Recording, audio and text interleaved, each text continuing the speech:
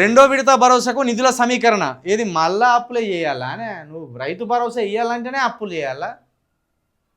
22 లోపు యాసంగిలో మలి దఫా 5 ఎకరాల వరకు 4,000 కోట్ల దాకా అవసరం 21న మరో 3,000 కోట్లు సేకరించనున్న ప్రభుత్వం ఇప్పటికే 3,900 కోట్ల అప్పు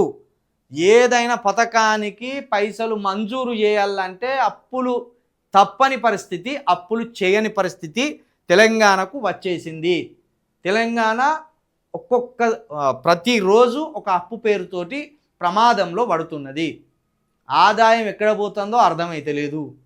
సంపన్నమైన రాజధాని మనకున్నది మనది సంపన్నమైన రాష్ట్రమే కానీ అప్పుల కుప్పగా పెరిగిపోతున్నది నెలవారీగా మనకు 18,000 కోట్లు వస్తాయి ముఖ్యమంత్రి గారు చెప్పిన ఖర్చుల ప్రకారం ప్రతి నెల మన రాష్ట్రానికి 20,000 కోట్ల ఆదాయం కావాలి అంటే ఒక 2,000 కోట్ల ఆదాయం మనకు తక్కువ ఉన్నది ఆ 2,000 కోట్ల ఆదాయం కోసం కూడా బెల్ట్ షాపులు పెంచుకుంటూ పోతాన్లు మందు పోతారు పైసలు గుంజుతారు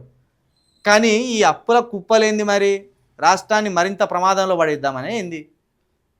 మొత్తానికి రెండో విడత రైతు భరోసా కోసం మరొక 3,000 కోట్ల రూపాయల అప్పును కూడా మన ముఖ్యమంత్రి గారు తీసుకురాబోతున్నారు అనేది అయితే స్పష్టమైంది